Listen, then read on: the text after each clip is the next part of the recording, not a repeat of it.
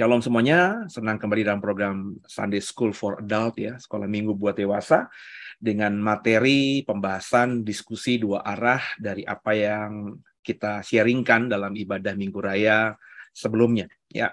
Dan kita akan coba mereview ya. Dalam program ini saya akan coba memberikan review singkat saja tentang materi tadi. Saya tidak akan mengulangi ayat-ayatnya, tidak akan membaca ayat-ayatnya.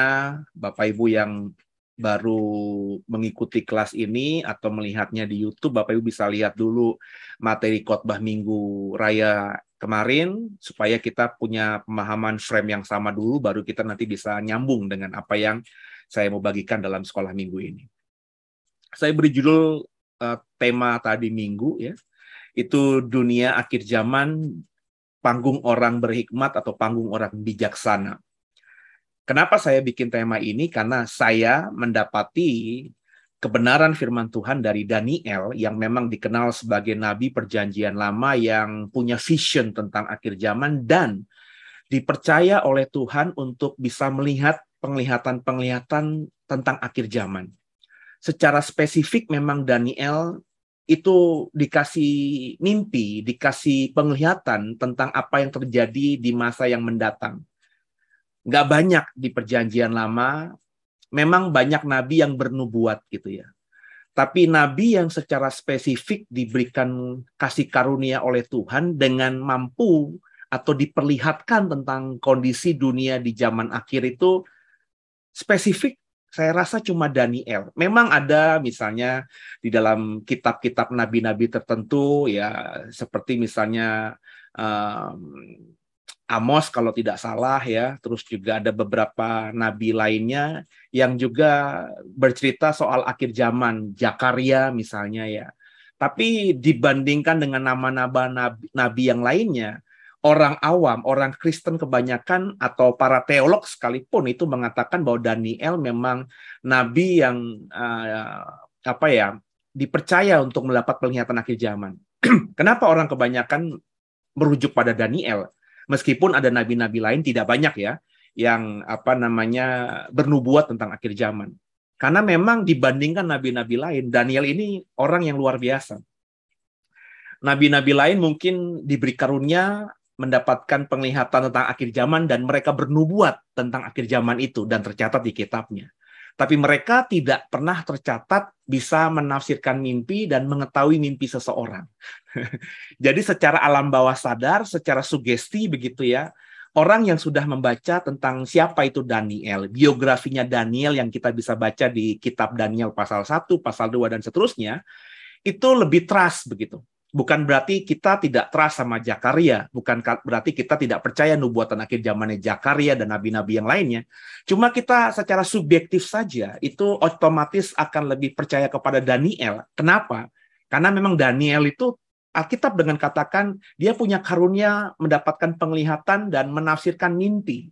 Jadi dia udah menang 1 poin dibanding nabi-nabi yang lain. Maka nggak heran ketika Daniel itu dalam pasal 12 khususnya bernubuat soal akhir zaman atau mendapatkan penglihatan soal akhir zaman, kita yang hidupnya ribuan tahun kemudian dan membaca Alkitab kita dengan utuh dari Kejadian sampai Maleakhi, Matius sampai Wahyu, kita termasuk mengatakan atau berani berkata bahwa Daniel itu adalah nabi tentang akhir zaman, bernubuat soal akhir zaman. Begitu saudara ya. Dan Daniel itu berkata dalam Daniel 12 ayat 3 yang menjadi nats materi khotbah saya di minggu kemarin, itu mengatakan bahwa di akhir zaman akan bermunculan orang-orang yang disebut bijaksana itu. Mereka ini akan menuntun banyak orang menuju kebenaran. Ayatnya berkata demikian. Tapi sekali lagi, saya sudah menjadi orang yang kalau membaca Alkitab berusaha melihat dalam angle yang berbeda atau sisi yang berbeda. Makanya saya sering membuat tema khotbah saya itu, cara saya berkhotbah itu another side ya, yang tidak mainstream begitu. Kalau orang mengatakan ini, mengatakan hampir semua orang mengatakan A, saya coba melihatnya dalam perspektif yang B begitu. Jadi saya tidak membantah si A, pendapat A ya, tapi saya juga coba melihat pendapat B, C, D, E, sehingga dengan harapan agar orang yang mendengarkan saya itu akhirnya lebih mengenal kebenaran itu. Sebab kalau saya khotbahnya, cara menggalinya sama dengan banyak orang lainnya, menyorot pada sesuatu yang mainstream atau sesuatu yang biasa atau yang sudah biasa didengar oleh banyak orang Kristen dalam khotbah, ya apa sumbangsi saya, apa sumbangsi saya dalam membentuk orang Kristen supaya mendapatkan kebenaran kalau khotbah saya itu mirip aja, cara penggalian saya sama aja dengan orang-orang lain gitu. Itu yang memang menjadi isi hati saya ya. Saya nggak mau jadi alatnya Tuhan, jadi hamba Tuhan, jadi pengkhotbah yang kalau khotbah dari ayat tertentu dan sama dikhotbahkan oleh pendeta lain, tapi materinya sama aja ya. Ya saya coba dengan sungguh-sungguh mengandalkan Tuhan. Jadi bukan mengada-ngada ya, mengandalkan Tuhan sungguh dengan ilmu tafsir yang saya percayai ya. Jadi saya coba melihat dalam sudut yang lain. Saya tidak mengada-ada, saya tidak memaksakan diri, tapi karena saya memang sudah punya tujuan seperti itu agar orang Kristen ketika baca satu ayat itu bisa lihat atau bisa memahami dengan angle yang banyak, karena saya juga mengkhotbahkan itu dengan angle yang berbeda dengan banyak pengkhotbah lainnya, maka akhirnya karena punya motivasi seperti itu, ya Tuhan berikan hikmat gitu, Tuhan berikan sesuatu, dan akhirnya dalam khotbah-khotbah yang Bapak Ibu dengarkan dari saya, pasti banyak yang tidak di awal khotbah saya tidak bisa menebak saya itu mau khotbah arahnya kemana begitu. Ya, meskipun temanya biasa saja, tapi dari awal saudara pasti menduganya A, tapi tentu ketika saya khotbahkan tidak A gitu. Jadi memang itulah yang menjadi kerinduan saya supaya bisa melihat dan membagikan sesuatu yang berbeda. Nah, kenapa saya khotbah ini? Karena tadi selain ada nubuatan Tuhan tentang banyaknya orang bijaksana di akhir zaman, saya juga memahami bahwa musuh kita, Satan, ya, roh jahat, apapun yang di luar faktor eksternal yang bukan dari Tuhan, itu pasti tidak suka ayat firman Tuhan atau nubuatan firman Tuhan itu tergenapi dengan smooth gitu, dengan sempurna, dengan mudah begitu. Maka karena saya punya pemahaman begitu, saya mempercayai bahwa Satan itu akan juga memakai ayat ini ya untuk mensukseskan rencananya. Rencana Satan kita tahu menggagalkan semua apa yang Tuhan rencanakan gitu. Jadi saya selalu kalau melihat ada janji Tuhan, ada nubuatan Tuhan, ada sesuatu yang Tuhan katakan akan terjadi begini, Satan akan memakai itu. Seperti seringkali sudah saya katakan bahwa kita bisa selamat itu karena reinkarnasi atau inkarnasinya anak tunggal Allah, firman menjadi manusia. Firman menjadi manusia dalam diri yang kita sebut Yesus Tuhan kita. Dan saya mengatakan kan, bahwa Satan akan memakai cara yang sama di akhir zaman itu. Maka saya menafsirkan, dan khotbah tafsiran saya ini sudah saya pertahankan 15 tahun, dan saya tidak pernah tergoda atau terpikirkan untuk merubah tafsiran saya, karena sejak 12 tahun yang lalu ketika saya khotbahkan tentang topik ini, sampai sekarang saya semakin yakin dengan apa yang saya khotbahkan. Saya mengatakan bahwa antikristus itu adalah inkarnasi dari Satan. Jadi Satan yang menjadi daging begitu ya dalam diri antikristus. Jadi makanya ya ini copy paste. Satan memakai cara Tuhan 2000-an tahun yang lalu menyelamatkan manusia, dan dia pakai nanti di akhir zaman cara yang kurang lebih sama untuk menyesatkan sebanyak mungkin orang-orang yang sudah percaya begitu.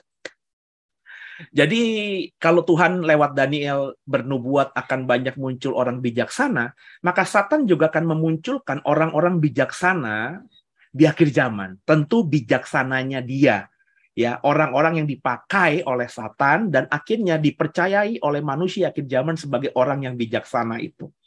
Dan ini yang memang menjadi concern saya. Ketika saya membaca nats itu, saya berkata dalam hati, wah Satan pasti akan melakukan hal yang sama. Makanya saya mengatakan dalam subtema saya, dunia akhir zaman adalah panggung orang bijaksana. Nah, untuk kita bisa memahami, saya bilang selalu lihat etimologinya.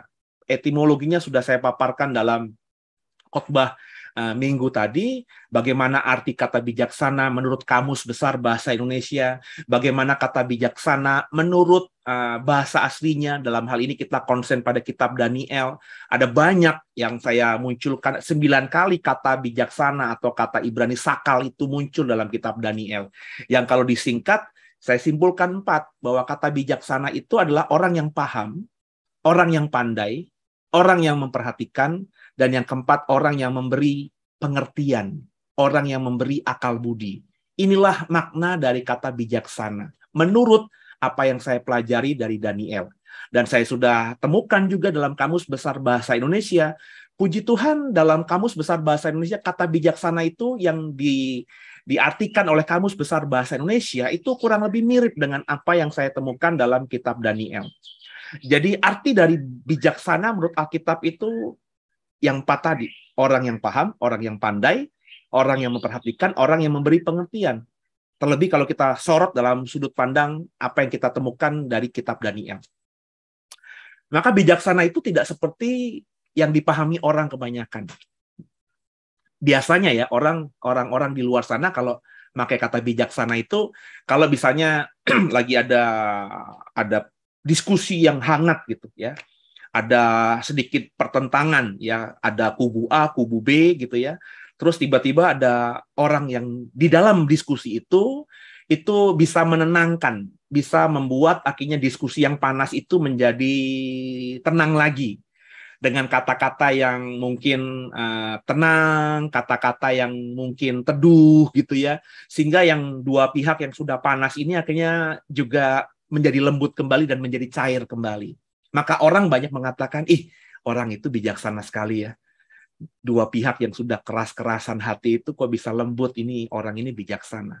Itu seringkali saya dengar pemahaman orang Indonesia, teman-teman saya tentunya, karena saya kan mengamati orang yang di sekitar saya gitu ya, memahami kata bijaksana itu seperti itu. Ya. Apakah demikian? Tentu tidak. Kalau kata bijaksana itu berarti orang yang berbahasa santun, berbahasa tenang, berbahasa yang membuat teduh orang, ya pastinya yang menjadi orang bijaksana itu harus orang yang lebih tua atau orang yang tua. Karena biasanya orang yang sudah berumur, yang sudah tua itu tidak menggebu-gebu lagi. Dan bisa saja orang bijaksana itu pasti orang Jawa, nggak mungkin orang Batak gitu atau orang Ambon gitu yang nadanya saja sudah tinggi gitu kalau bicara. Jadi kalau kategorinya itu orang Batak, orang Ambon, maafkan saya, nggak mungkin bisa disebut dalam menjadi bagian dari orang bijaksana. Tapi orang Jawa, terutama orang Jawa yang asli Jawanya gitu ya, Jawa Tengah dalam hal ini ya. Sebab kalau Jawa Timur tuh bahasanya meskipun bahasa Jawa juga tapi lebih kasar gitu. Tapi kalau Jawa Tengah kayak Jogja, Solo, dan daerah sekitar-sekitarnya, apalagi kalau orang keraton ya, itu memang bahasanya kan halus. Nah, apakah orang-orang yang asli Yogyakarta dan terlebih dari keraton, orang-orang yang asli Solo dan berasal dari keluarga yang hidup dan tinggal di istana Raja Jawa, itu orang-orang bijaksana? Tentu juga tidak gitu ya. Jadi kita harus punya pemahaman yang benar tentang kata bijaksana itu, dan sudah saya bagikan dalam khotbah, dan sekarang dalam slide ini saya mengingatkan kembali. Menurut Alkitab, kitab Daniel khususnya, saya ulangi lagi, bijaksana itu berarti orang yang paham. Bukan saja paham satu hal, tapi paham banyak hal.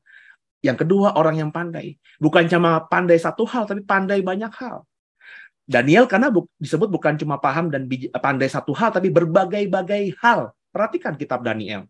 Kemudian yang ketiga, orang yang memperhatikan. Jadi bijaksana itu bukan orang yang pandai dan paham semata, tapi mereka itu memperhatikan. Mereka tidak akan bersuara seperti dalam khotbah saya tadi. Mereka tidak akan berpendapat sebelum mereka tahu permasalahannya dengan utuh. Itulah orang bijaksana. Sehingga orang bijaksana itu kata-kata yang keluar dari mulutnya itu tidak kontraproduktif, tapi kata-kata yang bisa dipertanggungjawabkannya. Karena sebelum dia berkata-kata, dia sudah serap dari banyak hal. Dia sudah melihat masalah itu dari banyak sisi. Dia sudah gumuli, akhirnya dia simpulkan dan dia perkatakan pendapatnya. Dan yang keempat, orang bijaksana itu orang yang memberi pengertian. Jadi banyak orang pandai di luar sana, banyak orang yang paham di luar sana, banyak orang yang suka memperhatikan banyak hal di luar sana, tapi apa yang mereka pahami, apa yang mereka ketahui, apa yang mereka perhatikan itu ya hanya buat konsumsi diri mereka saja. Mereka tidak ada niat untuk membagikannya. Jadi orang yang menahan-nahan ilmu itu nggak akan jadi orang bijaksana. Orang yang menggunakan kepintaran yang merupakan anugerah Tuhan kepada dirinya untuk konsumsi, untuk dirinya semata, dan dia tidak mau bagi kepada banyak orang, itu bukan orang bijaksana. Orang yang menggunakan pemahamannya, kepandaiannya, terus ilmunya untuk mendapatkan sesuatu yang memuaskan dirinya semata-mata, bukan tujuan utamanya untuk memberkati banyak orang agar orang lain semakin paham, semakin pandai, itu juga bukan orang bijaksana.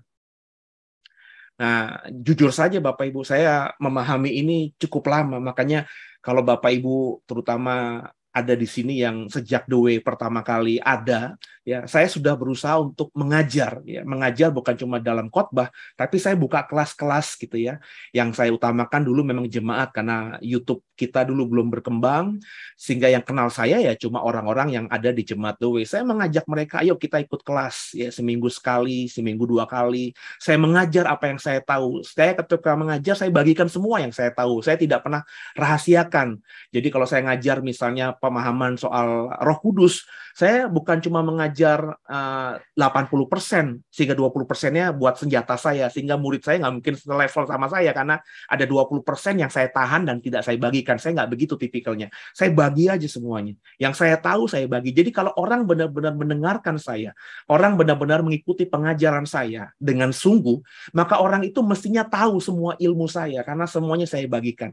Tapi meskipun demikian, saya paham akhirnya yang saya bagi semuanya itu justru akan membuat saya mendapatkan sesuatu yang baru lebih banyak lagi. Jadi nggak pernah habis-habisnya. Ya, Bapak Ibu, di dalam The Way, saya setiap minggu khotbah. Ya, coba Bapak Ibu perhatikan, ada nggak gembala, meskipun ada 1-2 gembala gitu ya, tapi nggak semua gembala yang berkhotbah setiap minggu. Ya, karena berkhotbah setiap minggu berarti harus menyusun materi yang baru setiap minggu. Dan itu jujur membuat banyak orang tuh capek atau susah. Karena kalau sudah jam terbangnya banyak, khotbahnya akhirnya ya muter lagi, ngomongin hal yang sama. Khotbah 3 tahun lalu diulang lagi. Tapi kalau Bapak Ibu perhatikan saya 8 tahun saya mengembalakan The Way, tidak ada khotbah yang 8 tahun lalu saya ulangi persis. Jadi meskipun saya mencatat khotbah saya dalam buku gitu ya, dalam kertas, tapi hampir-hampir saya ngomong ya di atas ya, tidak di atas tidak. Seingat saya ya, tidak pernah itu catatan khotbah saya yang sudah saya khotbahkan di tahun-tahun yang lalu di The Way, saya ambil lagi terus saya khotbahkan lagi. Andai kata saya mengkhotbahkan ayat yang sama, yaitu lumrah. Karena Alkitab kan tidak bertambah banyak, ayatnya kan tidak bertambah banyak, ayatnya itu-itu saja. Tapi ketika saya mengkhotbahkan hal yang sama, ayatnya sama maksud saya, ya, saya tidak pernah menjadikan referensi khotbah saya yang lalu itu menjadi alat untuk membentuk khotbah yang baru. Enggak, saya selalu berusaha membuat yang baru lagi dengan sudut pandang yang berbeda lagi. Jujur saja saya tidak pernah merasa capek, tidak pernah merasa kehabisan ide dalam berkhotbah. Selalu aja ada, ya. Dan Bapak Ibu yang bisa menilai sendiri bagaimana saya berkhotbah, ya. Artinya saya menjadi bukti bahwa orang yang memberi dengan sepenuhnya tidak akan pernah merasa kekurangan, ya. Dengan khotbah setiap minggu, ya, saya selalu khotbah setiap minggu, itu artinya ya kalau boleh dibilang kan ilmu saya kan saya nggak kuliah lagi. Kuliah apa lagi gitu, saya sudah kuliah di jenjang yang tertinggi ya, meskipun mungkin berbeda, ada pembaruan dalam pelajaran-pelajaran tertentu dalam teologi, ada update ilmu terbaru dalam teologi, tapi bagi saya ya paling 11-12 lah gitu ya. Jadi saya tidak nambah ilmu baru, saya tidak belajar di sekolah tinggi teologi yang lain gitu ya, karena jenjang tertinggi sudah saya tempuh. Tapi meskipun demikian, saya tetap bisa memberikan hal yang baru, perspektif yang baru, sudut pandang yang baru. Artinya, saya bukan sombong di sini. Artinya, saya ingin membuktikan, saya sudah menjadi bukti bahwa orang yang membagikan ilmunya tidak akan pernah kehabisan ilmu. Itu maksud saya. Ya, makanya peribahasa mengatakan guru kencing berdiri, murid kencing berlari. Itu secara kalimat saja, meskipun sepintas lalu, kita akhirnya mengatakan, bisa menyimpulkan ketika saya pertama kali dengar peribahasa itu, ya murid itu nggak mungkin bisa melebihi guru gitu. Kalau gurunya benar. Tapi kan kebanyakan di luar sana tidak gitu. Banyak guru yang menahan ilmunya, tidak memberikan sepenuhnya kepada muridnya karena takut muridnya lebih pintar daripada gurunya. Nah, kalau guru model begini, guru ini tentu bukan guru yang masuk kategori bisa menjadi orang yang bijaksana, ya, karena menahan-nahan ilmunya gitu. Tapi kalau saya menyarankan, jadilah orang yang tahu banyak dan bagi semuanya kepada orang lain. Supaya saudara yang membagi semua yang kau tahu, kau akhirnya diisi lagi oleh hal yang baru. Bukan dari sekolah, tapi dari Tuhan, sumber hikmat, sumber bijaksana itu. Ya. Nah, Daniel bisa bijaksana kalau kita referensinya Daniel, kenapa? Sudah saya jelaskan. Kita ketemu di Daniel pasal 1 yang banyak ditafsirkan orang ini puasa Daniel. Puasa makan sayur, puasa hanya makan sayur dan minum air putih. Puasa tidak makan yang enak di mulut, di lidah, dan puasa tidak minum minuman yang enak di lidah dan di bibir. Daniel kan dalam pasal 1 dikatakan begitu oleh banyak orang. Tapi sebenarnya intinya bukan itu. Daniel kenapa nggak mau makanan-makanan raja? Kenapa dia nggak mau minuman-minuman anggur raja? Karena dia tidak mau menajiskan diri dengan semua tadi. Kenapa kok makan raja, makanan raja, kok minum minuman anggur raja menajiskan diri? Karena dalam konteks budaya Timur Tengah saat itu, budaya Timur saat itu, raja ya itu tentu dianggap dewa, atau bahkan mungkin kalau raja punya dewa tertentu. Dan biasanya makanan-makanan itu ya dipakai kok tiba-tiba ngeblank ya, pakai tata cara, pakai adat tertentu, di mana makanan-makanan yang diberikan kepada raja itu harus lewati prosesi-prosesi keagamaan, tanda kutip, atau penyucian, tanda kutip, sehingga makanan raja itu bukan saja disiapkan yang terbaik, dengan bahan terbaik, dengan koki terbaik, dengan cara pengolahan terbaik, tapi juga dipersembahkan atau disucikan dulu dengan doa kepada dewa-dewinya, baru diberikan kepada raja. Dan Daniel menyadari itu. Dan Daniel mengatakan, aku tidak mau menajiskan diri ya dengan hal-hal tadi. Jadi sebenarnya Daniel bukan menolak semata makanan dan minuman, tapi karena makanan dan minuman itu membuat dirinya bisa najis. Itu yang Daniel fokus atau concern ya. Nah, jadi saya menafsirkan bahwa Daniel bisa menjadi bijaksana karena sejak awal Daniel memang mau untuk tidak menajiskan diri. Itu yang akhirnya membuat dia nantinya menjadi bijaksana.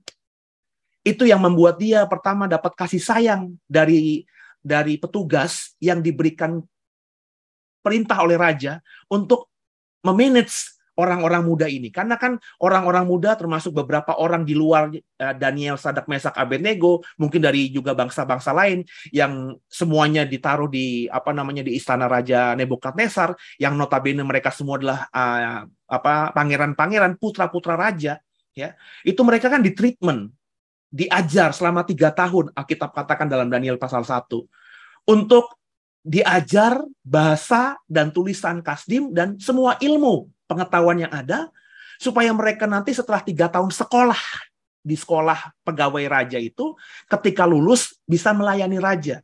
Jadi orang yang di sekitar raja itu orang-orang pilihan, bukan cuma cakap, bukan saja keturunan raja, tapi juga mereka adalah orang-orang yang pandai, cerdas, karena dididik dan ditreatment. Dan karena raja mau menganggap mereka orang-orang yang layak untuk melayaninya, maka raja juga mentreatment mereka dengan makanan dan minuman yang dia makan. Ya. Jadi orang-orang Daniel nanti diproyeksikan itu ya tidak kagok makanan-makanan raja, tidak kagok minuman anggur raja, tidak malu-maluin kalau memang terjadi perjamuan akbar dengan mengundang raja-raja yang lainnya.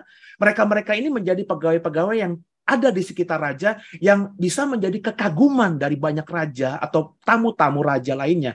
Karena wow, raja itu luar biasa ya. Pegawai-pegawainya itu semuanya excellent ya, cakep-cakep ya. Ternyata aku tadi ngomong sama dia, pinter banget dia, hikmatnya luar biasa. Kalau pegawai rajanya saja demikian, bagaimana rajanya? Jadi kurang lebih raja ingin membentuk tim spesial gitu, tim khusus, di mana dengan mereka ada di sekitar raja, pride atau kebanggaan atau penghormatan orang-orang terhadap dirinya itu menjadi naik, karena mereka melihat di sekitar raja Nebukadnezar itu adalah orang-orang pilihan. Nah, itu kan di treatment demikian. Dan raja kasih pesan sama pegawai ini. Pokoknya kasih makan mereka yang terbaik gitu ya. Tapi ketika Daniel berkomitmen untuk tidak menajiskan diri, meskipun dia menentang perintah raja, dia mendapat belas kasihan dari si pegawai raja ini. Kemudian dampak berikutnya Alkitab katakan ketika 3 tahun selesai, semua orang-orang muda ini diperhadapkan pada raja, dan raja berdiskusi dengan mereka semua, didapati Daniel, Sadrak, Mesak, Abednego 10 kali lebih cerdas, itu kata Alkitab. Bukan pandai dalam satu hal saja, tapi pandai dalam berbagai hal. Jadi Daniel itu bukan pandai satu sisi saja, tapi pandai banyak hal. Ditambah lagi dia penuh hikmat. Yang spesifik dari Daniel, dia mengerti mimpi dan bisa melihat penglihatan atau mendapatkan penglihatan atau menafsirkan penglihatan. Dan yang keenam, mereka 4 orang ini lebih diberkati daripada yang lainnya. Setelah 10 hari, ketika mereka minta kepada pegawai, ujilah kami, beri kami sayur dan air. Mereka kasih makanan raja, mereka kasih minuman anggur raja, apakah kami jadi sakit atau lebih kurus daripada mereka? Nanti kalau kau dapati kami lebih kurus, ya kami pasti akan makan makanan raja. Sebab kalau enggak, nanti kamu dihukum. Tapi kalau kami lebih oke, ya izinkan kami terus tidak makan makanan raja dan tidak minum anggur raja. Dan itu terjadi. Ya. Mereka lebih luar biasa fisiknya dibandingkan yang lainnya. Nah, karena nubuatan Daniel 12 tadi bahwa di akhir zaman akan banyak muncul orang bijaksana, maka, nah ini bahayanya, ini yang saya khawatirkan. Ini yang menjadi hasrat saya mengkhotbahkan ini. Jadi kalau saudara nanti dikasih kesempatan Tuhan untuk sharing firman Tuhan atau diizinkan, dijadwalkan berkhotbah, khotbahkanlah apa yang menjadi kekhawatiran saudara. Ya. Khotbahkanlah apa yang menjadi concern saudara. Bukan berkhotbah tanpa passion gitu. Jadi kalau saya setiap berkhotbah, itu yang saya gumuli, yang saya perhatikan, yang saya tertarik, di mana saya akhirnya tergoda untuk mendalami hal itu. Dengan begitu akhirnya kita menyukai, karena yang kita mau khotbahkan, yang kita mau gali itu sesuatu yang memang lagi kita mau dalami gitu. Ya. Jadi saya tidak pernah membuat khotbah itu, ya Tuhan, gue mau khotbah apa ya? Terus buka Alkitab, ketemu Lukas. Wah, Lukas pasal 3. Maka saya coba khotbah dari Lukas pasal 3. Nggak pernah begitu. Selama saya jadi pengkhotbah, nggak pernah begitu. Saya selalu punya masalah. Ya. Setiap orang kan pasti punya masalah. Masalah itu bukan masalah pribadi saja, tapi masalah di luar menjadi concern kita. Gitu ya. Dan saya melihat ini. Kenapa saya khotbahkan ini? Karena saya melihat banyak orang di luar sana dianggap bijaksana oleh orang-orang Kristen. Ya. Maka supaya kita tidak disesatkan oleh orang-orang bijaksana di luar sana, maka jangan terlalu mudah mengatakan diri kita atau seseorang di luar kita itu adalah orang bijaksana. Karena standar bijaksana ternyata bukan semata-mata tadi, suaranya tenang, kalau dia ngomong itu yang panas bisa menjadi dingin. Bukan masalah itu. Ya, bijaksana itu tadi ya, yang sudah saya jelaskan 4 poin tadi. Maka saya tidak pernah, saya bilang di khotbah saya tadi, saya hampir tidak pernah mengatakan seseorang itu, saya respect sama orang banyak, terutama orang yang lebih senior dari saya. Saya selalu kasih respect besar kepada orang yang lebih tua dari saya dan melayani berani di tempat-tempat yang lebih susah gitu. Ya, saya selalu respect. Tapi meskipun banyak orang yang saya respect tinggi, saya hormati, saya kagum begitu ya. Tapi saya hampir-hampir tidak pernah mengatakan orang itu bijaksana. Sebab apa? Sebab saya tahu standar bijaksana menurut Alkitab, paling nggak menurut Daniel saja, itu begitu tingginya. Dan saya tidak pernah membayangkan saya mengatakan bahwa saya bijaksana. Sebab untuk menjadi bijaksana menurut standarnya Daniel itu begitu jauh. Saya cuma berusaha saja. Berusaha melakukan apa yang saya bisa. Ya, tapi mengatakan kepada banyak orang saya ini bijaksana gitu ya. Saya rasanya sulit dan tidak berani mengatakan hal itu. Yang kedua, supaya kita akhirnya tidak disesatkan oleh orang bijaksana yang palsu gitu, jangan salah mendengar atau mengikuti orang yang disebut bijaksana. Jangan gara-gara, di sana ada orang bijaksana, ada hamba Tuhan yang bijaksana, maka kita langsung cari dia, mengikuti dia, mendengarkan dia, dan melakukan apa yang dikatakannya. Hati-hati. Ya, saya udah berkali-kali dalam banyak sisi, dalam berbagai macam kosakata, saya mengatakan hati-hati. dengan para pengkhotbah dan juga pendeta, termasuk saya. Berkali-kali saya mengatakan, ya, jangan terlalu mudah untuk mendengar dan terlalu mudah untuk melakukan apa kata orang yang disebut orang bijaksana itu. Dan yang ketiga, supaya 1-2, poin 1-2 bisa kita lakukan, jadilah bijaksana juga dengan paling tidak melakukan apa yang Daniel lakukan, tidak menajiskan diri. Artinya apa? Jaga kekudusan hidup kita. Ya, ya susah emang itu, ya, mati-matian emang, jatuh bangun emang, iya faktanya demikian. Tapi paling tidak kita on progress gitu. Semakin hari kita bisa menilai meskipun kemajuannya tidak signifikan, tapi kita bisa jujur terhadap diri, oh aku kemarin jauh lebih buruk daripada yang sekarang. Sekarang, meskipun tidak terlalu berbeda jauh, tapi aku pastikan hari ini jauh lebih baik daripada kemarin, jauh lebih baik daripada lusa, jauh lebih baik daripada minggu lalu. Mestinya kita begitu. Ya. Nah, kalau kita mau tidak menajiskan diri dan mulai mengkuduskan diri kita, maka saya percaya ya apa yang didapatkan Daniel yang beberapa poin di slide sebelumnya itu, ya pasti akan kita dapatkan juga. Dan kalau kita menjadi orang yang on the way bijaksana, tentu kita tidak akan mudah dipengaruhi oleh orang bijaksana yang dianggap dunia bijaksana. Itu poinnya.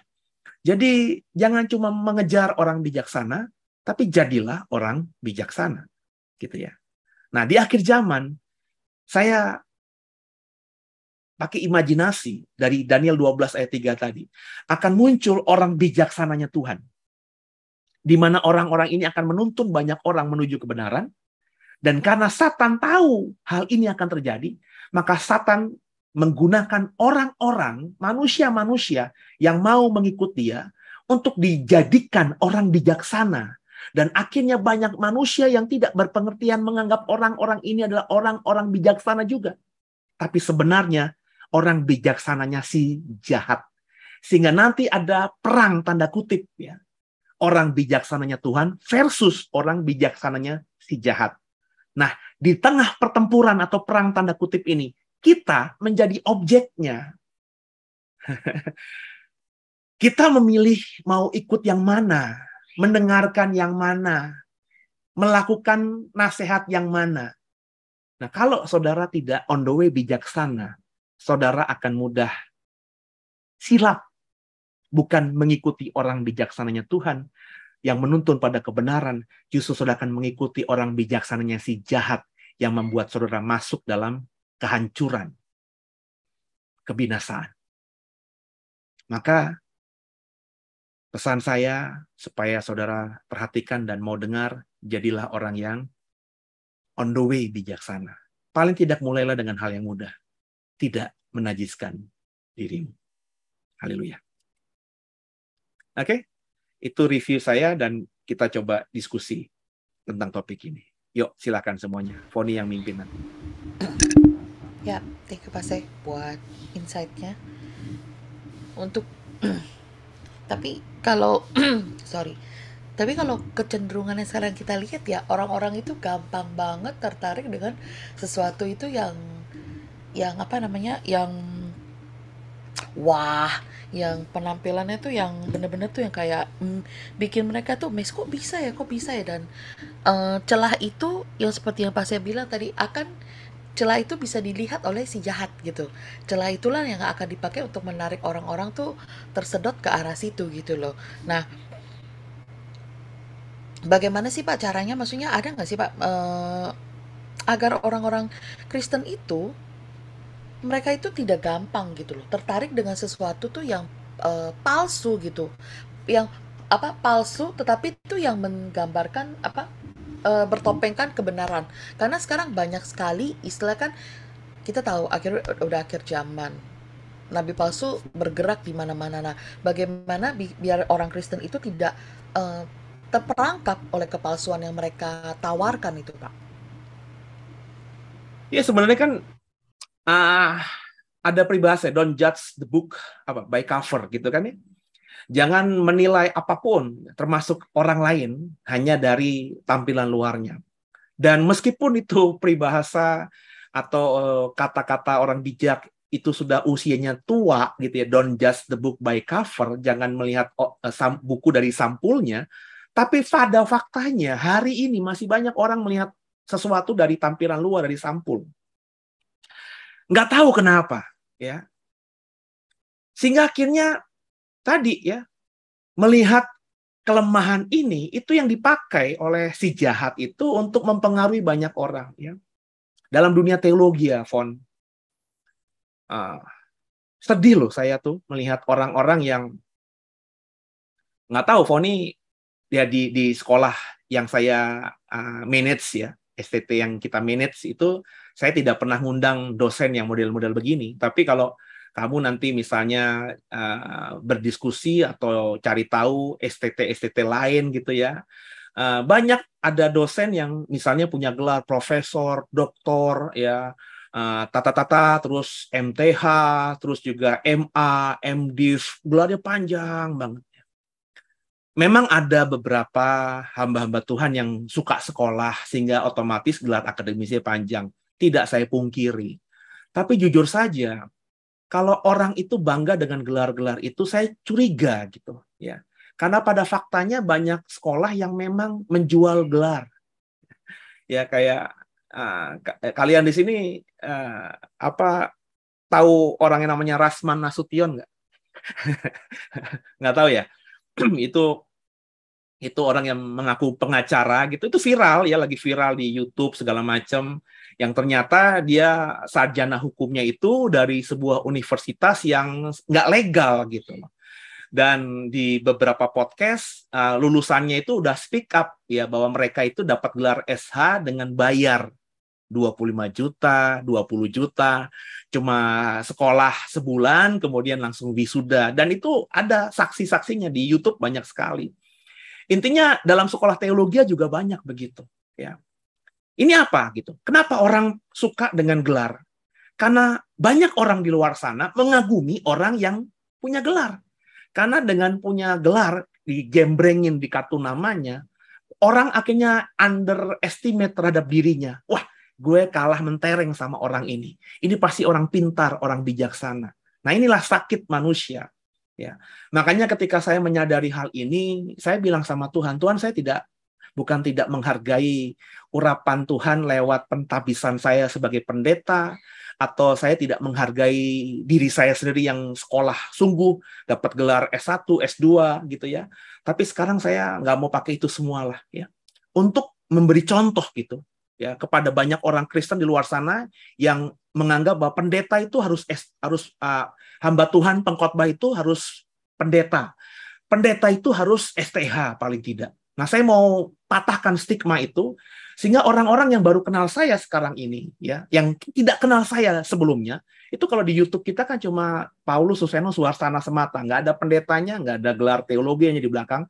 Tapi kalau mereka mendengarkan khotbah saya, mereka pasti akan berkata, ini orang kok nggak sekolah ya, nggak ada gelarnya ya, tapi khotbahnya lumayan bagus lah. Nah, saya ingin mematahkan stigma bahwa hanya orang yang punya gelar semata, hanya orang yang punya jabatan pendeta semata yang diurapi Tuhan. Nah, itu saya mau kerjakan itu. Makanya kalau ditanya Foni tadi, kenapa banyak orang yang seperti itu?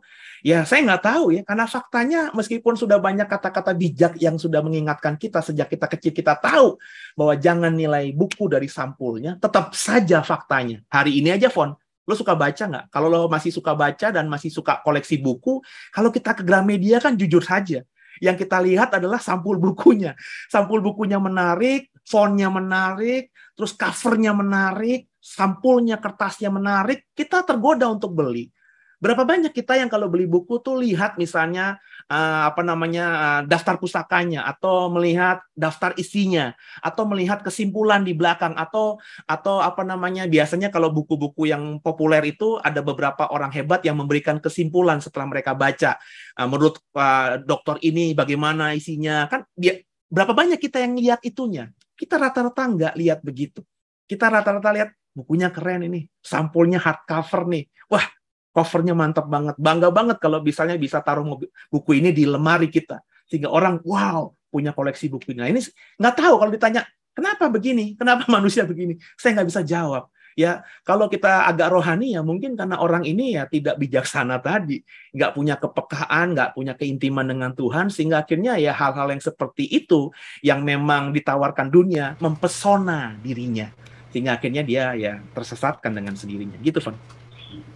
Thank you, Pak. Makanya saya bilang, makanya manusia itu gampang terpesona dengan cover sesuatu tuh yang dibikin wah, dibikin meriah gitu. Jadi disitulah titik kelemahan yang memang harus kita jaga dengan baik gitu, karena itu yang diserang gitu. Contoh gampangnya misalkan makanan nih, ketika di video kan, wah kita lihat di sosmed kayaknya keren, kayaknya sangat menggugah selera.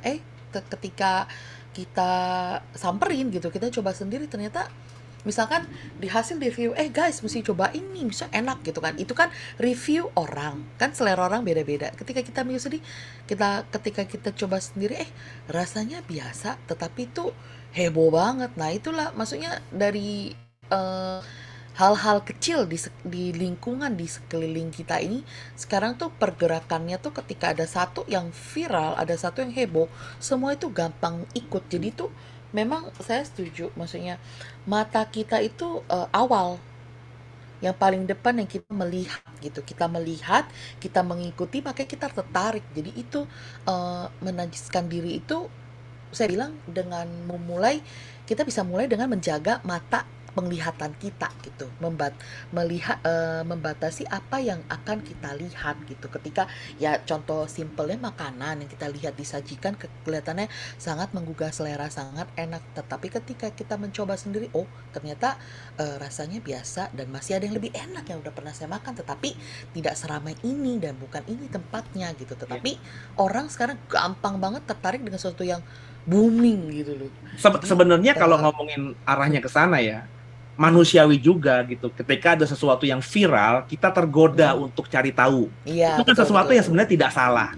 Jadi ya ketika wajar misalnya ya. ada restoran tertentu baru, oh viral ya di TikTok, di Instagram penuh banget, reviewnya bagus, kita tergoda untuk mengicipkan hal yang normal, penasaran, seenak apa sih, persis nggak seperti review-review itu.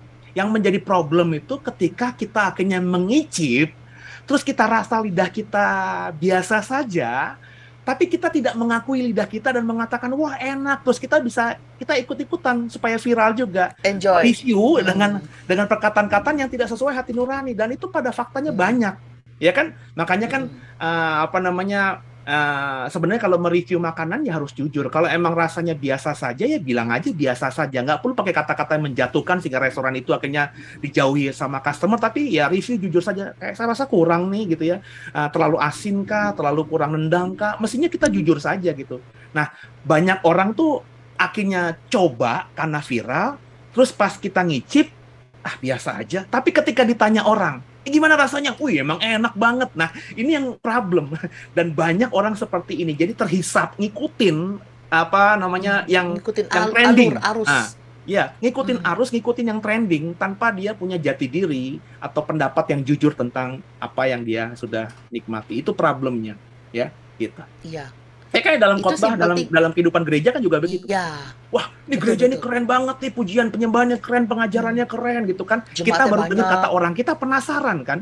Lumrah dong, sebagai orang Kristen kita mau punya komunitas yang bagus begitu. Terus ketika kita datang, terus kita merasa, iya sih, musiknya keren sih, tapi ya biasa aja lah. Khotbahnya ya biasa aja. Tapi karena kita lihat auranya gitu ya, kita lihat antusiasnya, euforianya, lingkungan itu, kita akhirnya ketika keluar, iya keren banget ya, terus malah bilang kita pindah gereja aja ke situ. Padahal sebenarnya kalau kita jujur, kita tidak mendapatkan sesuatu yang lebih daripada tempat kita atau komunitas kita, dan itu kan sering terjadi hal seperti itu, gitu ya.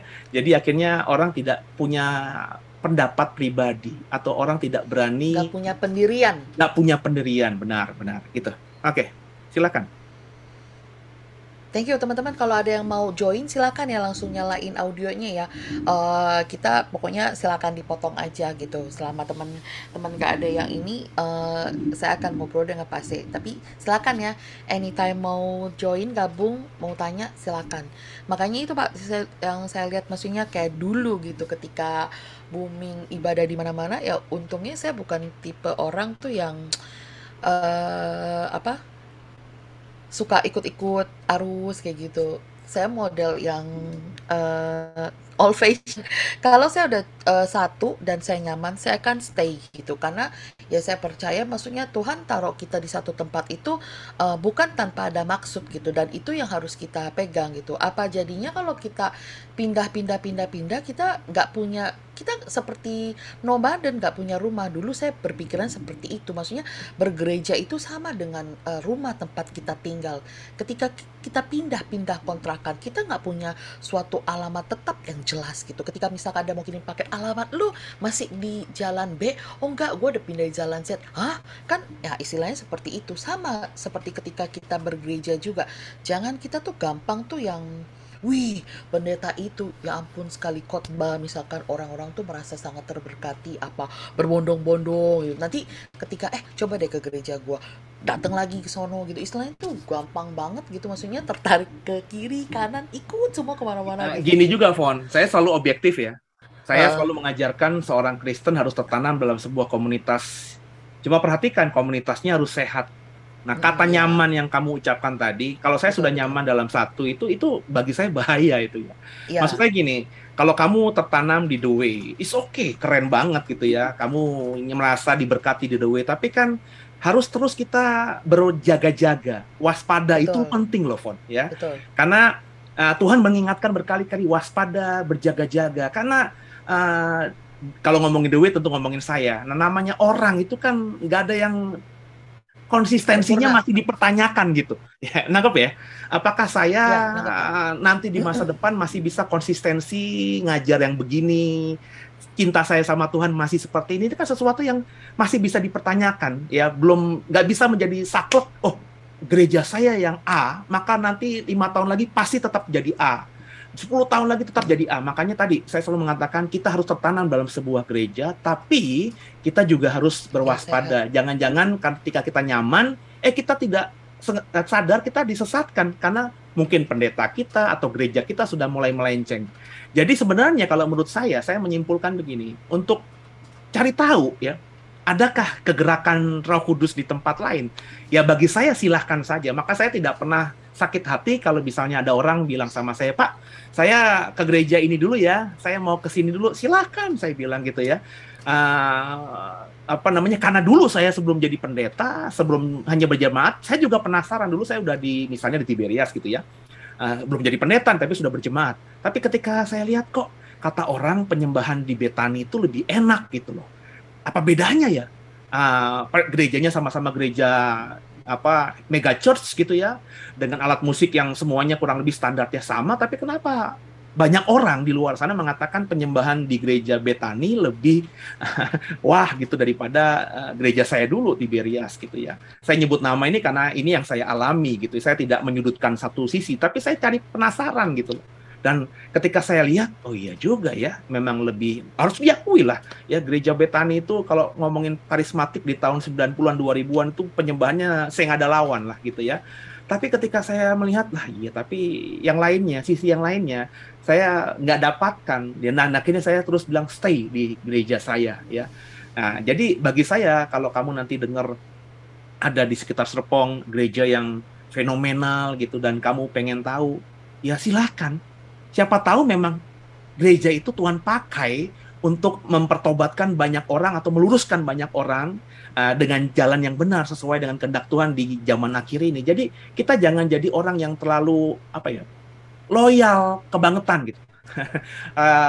Jadi radikal yang kebablasan gitu. Pokoknya gue di gereja ini sampai mati, gue di gereja ini, yang lainnya nggak ada hebatnya, gereja gue yang terbaik. Nah ini yang selalu saya ingatkan kepada semua. Termasuk saya ngomong di sini, saya ngomong berarti kepada jemaat Doe ya, jangan juga terlalu nyaman dengan Doe gitu.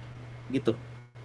Enggak, bukan nyaman dengan labelnya Pak, tapi memang istilahnya saya percaya, maksudnya bisa berjemaat di sini juga ada memang tuntunan dari Tuhan gitu loh, dan itu yang saya yakin gitu. Jadi tapi memang saran Pak saya memang bagus, kita nggak boleh terlena dimanapun kita berada. Setiap saat kita mesti tetap berjaga-jaga dan waspada. Kenapa? Karena ya kita ini masih manusia gitu loh, maksudnya jadi kesempatan buat tersesat dan disesatkan itu kemungkinan selalu terbuka, meskipun kita istilahnya di gereja itu pun istilah penyesatan tuh pasti ada. Jadi memang istilahnya berjaga-jaga dan waspada itu berlaku untuk setiap kita gitu loh Pak, termasuk Pak Ase, saya sendiri, teman-teman semua yang hadir di sini itu semua harus gitu. Jadi biar kita tuh kita udah hidup di hari-hari yang akhir, jadi jangan sampai di belakang-belakang usaha yang kita lakukan awal-awal sebelumnya istilahnya jadi sia-sia ketika di belakangnya kita salah salah arah gitu, salah jalan, salah melangkah gitu loh. Ya itu memang Ya saya ngomong gitu serem karena sih. saya mengamati banyak orang seperti itu. Kalau sudah nyaman di satu tempat, dia Hmm, nyaman terus, dan meskipun apa namanya dia tidak bertumbuh di situ, tapi dia ya udahlah, semua gereja nggak ada yang sempurna gitu ya. Alibinya itu benar memang, tapi ya tadi akhirnya dia tertumpung dalam sebuah komunitas yang tidak membuat dia semakin dewasa, tidak semakin maju pemahamannya, betul begitu-gitu betul. aja. Dan jujur saja itu, di keluarga besar saya jujur saja saya melihat itu gitu loh. Jadi saya juga tentu tidak mau intervensi terlalu panjang. Udah lu ikut gereja gue, nanti takutnya asumsi mereka begitu. Saya nggak mau begitu gitu. Teman saya lihat lu di gereja itu, tapi kok lu gini-gini aja sih gitu ya. Kok ya masih levelnya begini-gini aja. Cuma saya kunci mulut rapat-rapat aja ya. Saya kalau ngomong hal yang agak keras, nanti dipikirnya saya menganggap diri saya pendeta dan gereja yang paling hebat dan lain sebagainya. Saya nggak mau begitu loh. Cuman harus diakui kan banyak orang yang nyaman di satu tempat itu. Dan itu bagi saya bahaya kalau kita tidak Banyak waspada. Pak, banyak. Dan ketika mereka udah istilahnya berkomunitas itu dari sebuah keluarga, keluarga besar dan mereka tertanam semua di situ dari kakek, anak, cucu istilahnya mungkin bisa 2 3 generasi bertumbuh di situ istilahnya itu udah jadi kayak apa ya ngomongnya ya. Udah kayak bener-bener kayak gereja yang mereka udah terlalu berakar kuat. Jadi ketika misalkan udah susah digoyah gitu, tetapi maksudnya justru di dalam situ tuh maksudnya yang kita lihat tuh kalau orang luar lihatnya tuh mungkin nggak sehat atau ada sesuatu yang berbeda tapi mereka nggak merasakan karena udah tertanam cukup kuat dan mungkin udah istilahnya ngomongnya apa ya khatam fanatik gitu jadi nggak apa omongan orang tuh udah tidak diindahkan lagi gitu karena menurut mereka mereka lah yang paling benar gitu gitu loh dan ya setiap orang pasti akan bilang ya punya saya paling benar gitu tapi ada baiknya ya pesan Tuhan ini berlaku buat semua gitu. Zaman udah akhir, dimanapun kita berjemaat, ya Tuhan pasti ada. Tetapi sebagai umatnya Tuhan, harus belajar untuk menjadi pintar. Pintarnya dengan cara istilahnya berwaspada dan jaga-jaga gitu. Menjaga penglihatan kita dan pendengaran kita. Mata itu dipakai untuk melihat hal-hal yang baik dan positif gitu. Ketika kita tahu itu tidak baik, janganlah kita menengok, jangan kita lihat. Begitupun dengan telinga. Ini aja udah bisa dibilang kita menjaga untuk tidak menajiskan diri, mendengar perkataan yang tidak baik, melihat sesuatu yang tidak baik. Itu aja udah masuk di dalam hitungan menjaga diri untuk tidak menajiskan diri seperti yang dilakukan oleh Daniel yang ya salut sih sama Daniel komitmennya benar-benar kuat gitu dan saya yakin ketika kita nggak ada yang bisa melakukan seperti yang komitmen yang Daniel kerjakan gitu loh karena itu benar-benar butuh mungkin kalau nggak tinggal di kota seperti yang Pak Saya tadi bilang tinggal di hutan mungkin komitmen itu bisa dipraktekkan. Tapi ketika kita tinggal di tengah-tengah kota, di tengah-tengah peradaban yang begitu complicated ini, jujur susah, susah untuk dilakukan. Tetapi meskipun susah untuk dilakukan, ya kita harus tetap melakukan karena memang itu yang Tuhan mau dari kita, tidak menajiskan diri, tidak istilahnya kita tidak berbaur menjadi sama dengan orang-orang di dunia ini gitu loh. Kita harus bisa beda gitu dan untuk menjadi beda memang tidak gampang, tetapi harus kita usahakan oleh setiap kita gitu loh. Kalau enggak ya kita akan gampang terbelokkan oleh si jahat yang ketika dia lihat wah ini calon nih gini calon yang gampang untuk ikut diseretkan gitu loh dan ketika di zamannya saya lagi sekolah itu yang lagi kuat itu saksi Yehova itu dulu ya kayaknya masih dilakukan ya sampai sekarang ya door to door ya ya itu sisi positifnya mereka memang luar biasa ya istilahnya dalam melakukan cara mereka untuk merekrut orang tetapi ya istilahnya caranya agak maksa gitu loh.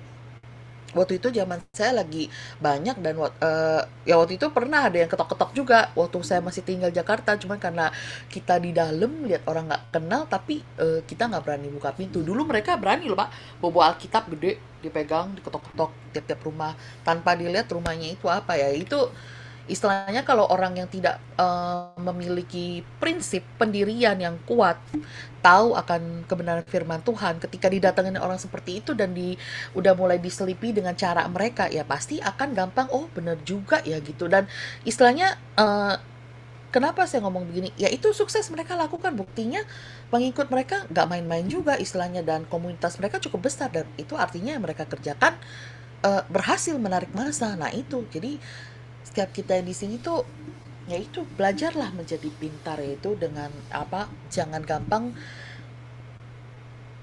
terprovokasi oleh sesuatu tuh yang silau gitu, menyilaukan mata kita. Serem sih emang itu sih Pak. Gimana teman-teman, ada yang mau di sharingkan kah, ada yang mau ditanyakan kah? Silakan ya. Ada Pak Prana, ada Bu Iren, Pak Billy, ada Bu Grace, monggo ya dipertanyakan kalau ada yang mau. Monggo kita buka sesi tanya jawabnya. Pak, tapi kalau misalkan yang dalam hal menjaga diri kita nih, biar gak apa, gak gampang ditembus oleh kayak saksi Yehova itu tuh Pak. Ya kita ngomong di sini aja karena kan kita intern ya Pak ya. Mereka itu kan menyelusup dengan begitu kuat gitu loh. Nah bagi kita itu memagari diri itu buat yang tidak pernah menghadapi orang-orang yang didapetin seperti itu tuh gimana Pak caranya Pak? Karena kan gini, belum tentu semua yang ada di sini tuh pernah menghadapi ketika disamperin seperti itu. Ketika Ya, digempur dengan sedemikian kuatnya itu Pak. ya pertama jadi orang Kristen yang pinter gitu. Kalau cuma jadi orang Kristen yang tahu kulitnya doang, cuma ngomong Yesus Tuhan doang gitu, tanpa bisa menjelaskan kenapa kamu percaya kepada Yesus sebagai Tuhan gitu ya. Ya orang begitu ketemu banyak orang yang menyesatkan, ya akan gampang dicuci otaknya gitu, karena banyak ayat-ayat yang dipakai kan. Kalau yang kamu ngomongin tadi kan mereka juga menginjil pakai ayat Alkitab gitu ya. Betul. Cuman ayat Alkitab mereka ya sudah dipakai, mereka sudah memakai ayat-ayat tertentu dan tidak dilihat konteks ceritanya, konteks ayatnya. Ya seperti saya bilang tadi, ya kita bisa lah, saya gampang kok menyesatkan semua orang gitu ya dengan ayat Alkitab. Saya tahu ayat mana yang bisa kita pakai, yang bisa saya pakai untuk memutar iman banyak orang. Saya tahu gitu, saya bisa kalau saya mau, tapi kan saya nggak mau. Makanya saya bilang berkali-kali, kalau kita mau jadi orang yang tidak tersesatkan, ya pertama kalau membaca kitab lihat konteks, dan kedua jadi orang Kristen yang mau belajar lebih banyak lagi. Jadi jangan tahu Yesus dari cerita pendetamu, jangan imani Yesus dari warisan orang tuamu, tapi ya kenali Yesus sendiri, belajar tentang kebenaran lebih dalam lagi, dan belajar itu tidak pernah berhenti bagi saya. Kalau kita terus belajar, kita semakin dekat dengan Tuhan, semakin intim dengan Tuhan. Mau penyesatan kayak apapun, saya rasa nggak mungkin bisa nembus ke kita, karena kepekaan dari Roh Kudus itu pasti ada alarm gitu. Sehingga kita akan langsung tahu bahwa ini nggak benar. Dan harus, saya bukan sekali lagi menyombongkan diri, saya gampang kok ya. Saya bisa langsung alarm saya bunyi, nih. Kalau misalnya dengerin atau ada orang ngasih link ke saya, terus saya dengerin pertama kali ya, wah ini dari omongan pertamanya ya, saya sudah bisa, roh saya bergejolak, ini kayaknya tidak akan saya imani gitu, dan nggak akan saya lanjutkan dengerin. Tapi kalau tiba-tiba kalau alarmnya tidak berbunyi, siapapun yang berkhotbah, meskipun nggak dari antah berantah, saya nggak kenal juga, saya akan dengerin, karena alarm saya tidak bergejolak gitu, hati nurani saya tidak menolak, dan kuping saya mau mendengar. Itu berarti saya percaya memang itu hamba Tuhan, meskipun tidak terkenal. Dan saya jujur saja, saya lebih banyak sekarang ini mendengarkan hamba Tuhan yang sebenarnya tidak dikenal banyak orang gitu loh. Ya, karena yang udah dikenal tentu saya sudah pernah mendengar sebelumnya, dan saya tahu bagaimana pengajarannya. Yang belum dikenal ini yang sering saya dengar, karena jujur saja banyak hamba-hamba Tuhan yang belum dikenal itu khotbahnya masih pure gitu, masih tulus gitu. Kak Yang. Jadi benar-benar dengan ketulusan mereka bagikan dan itu memberkati saya luar biasa. Meskipun secara keilmuan ya mereka mungkin ya jam terbangnya masih jauh dari saya bisa lebih bagus cara mengemas khotbahnya, tapi karena mereka berkhotbah dengan tulus tadi ya, dengan jujur tadi, saya diberkati luar biasa. Bahasanya biasa tapi memberkati saya luar biasa. Dan makanya ya tadi ya kita harus ya tadi punya senjata itu tadi ya yang memperlengkapi diri kita supaya kita tidak disesatkan begitu. Yang paling gampang, paling mudah intim dengan Tuhan dan belajar kebenaran sendiri. Tahu mengimani bukan kata orang, tapi tahu dan mengimani karena memang sudah memahami bahwa itu kebenaran yang dipelajari dengan sungguh. Itu. Setuju sih Pak. Dan tapi problemnya sekarang tuh Pak ya, yang saya lihat tuh banyak tuh orang tuh lebih suka tuh denger tanpa mau cari tahu. Istilahnya itu kayaknya lebih gampang daripada saya buka Alkitab, istilahnya cari-cari di mana. Tinggal klik aja dia ngomong, istilahnya udah tuh jelas gitu. Istilahnya kayak gitu ya Pak ya. Nah, maksudnya aduh, pada masa sekarang itu banyak banget Pak. Maksudnya celah tuh yang banyak banget dari berbagai macam sisi tuh orang Kristen tuh banyak celahnya tuh untuk bisa Ya demikian itu dikacau balaukan itu loh. bukan penyakit sekarang doang, Pon. Kalau kita belajar sejarah gereja kan itu penyakit gereja sejak awalnya. Ya, orang itu kalau udah, makanya saya bilang jangan gampang mengidolakan seseorang, itu loh problemnya tuh ya. Kalau kita sudah mengidolakan seseorang, mengidolakan satu organisasi, mengidolakan satu partai, mengidolakan satu kelompok, maka kesadaran kita, alam bawah sadar kita itu sudah kita berusaha mati. Nggak sadar. Pokoknya benar dan salah ini kelompok gua. Nah, kalau udah begitu tuh susah, dan itu dalam sejarah gereja kan begitu. Ketika gereja yang menjadi penguasa, muncul reformasi gereja, itu sama-sama orang Kristen loh, ya. Dengan cara yang berbeda, ngajarnya memang sedikit angle-nya berbeda, tapi mereka sama-sama mengaku Yesus sebagai Tuhan, tapi ada yang bunuh-bunuhan. Ini ngomongin misalnya sejarah gereja ya, Katolik banyak membunuh para reformator.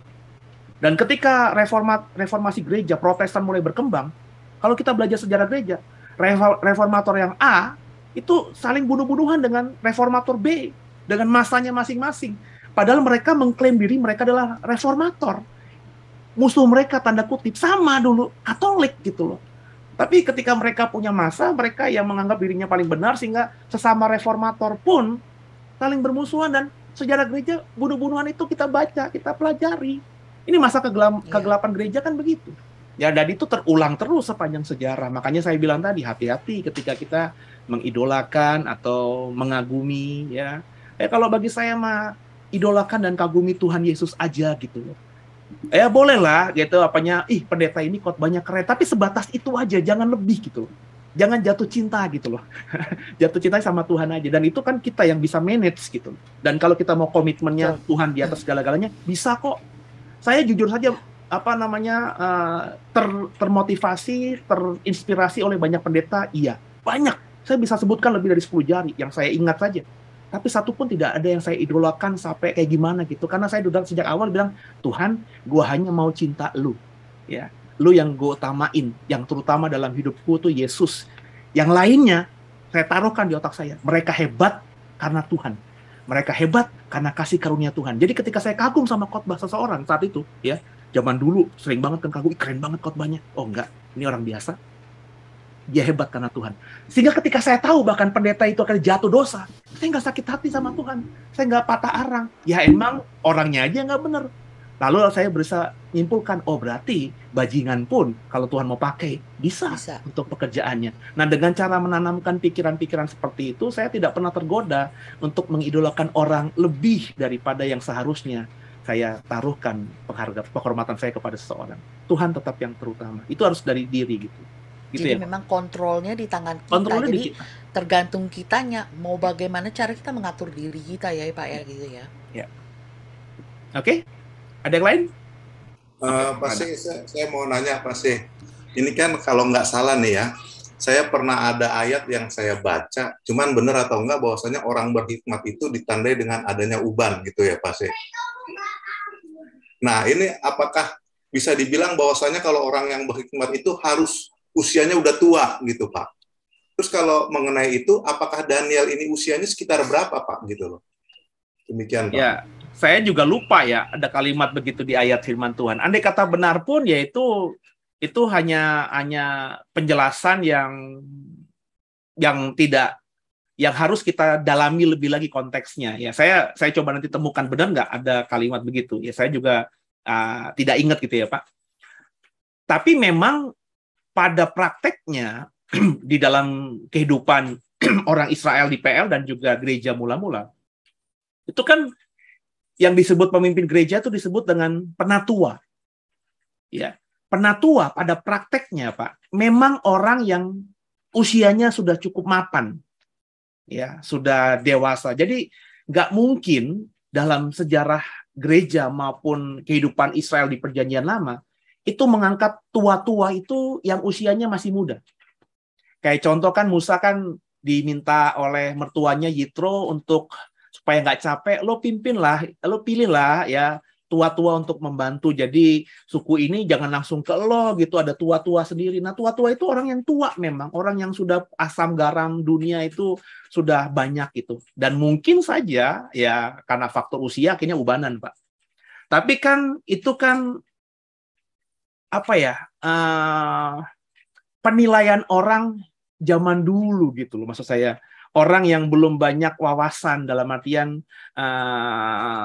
belum banyak informasi yang dia dapatkan. Kayak orang Israel kan ya di padang gurun kan ya cuma mereka saja. Mereka tidak dapat informasi dari mana-mana gitu kan.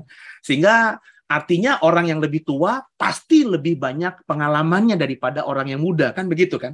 Tapi hari ini Pak, di zaman modern seperti ini, di zaman dunia yang canggih, saya bahkan berani berkata ada banyak orang yang usianya di bawah saya yang kalau dia menggunakan akses teknologi dan media massa dengan baik, dia akan jauh lebih bijaksana daripada saya. Paling tidak ukurannya tahu lebih banyak hal daripada saya. Benar nggak, Pak? Ya kan? Jadi kita maknai, kita tafsirkan sekarang ini bahwa orang yang dianggap bijaksana itu ya bukan otomatis karena usianya, ya. Karena sekarang kemudahan yang begitu luar biasa. Bayangin di Amerika itu ada profesor usia 15 tahun, Pak. Gelo nggak, Pak? Ya.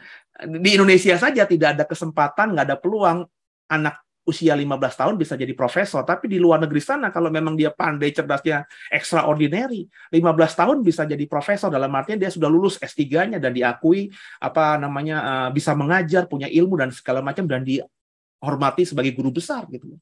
Nah, di Indonesia saja dan dunia ketiga yang belum, tapi di dunia barat itu banyak orang-orang yang bahkan lulus kuliah di umur 12 tahun. Usia silo udah lulus kuliah, di Indonesia saja tidak bisa.